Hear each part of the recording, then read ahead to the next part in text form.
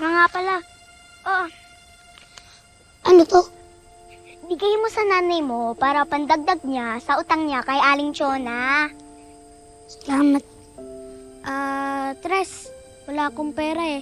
Pero tutulong na lang ako sa paglilinis ng bahay niyo. Hindi, okay na yun.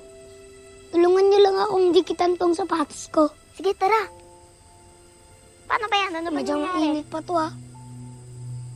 Paano ba yan? Kailangan muna natin ng stick. Ito yung ginamit mo kanina.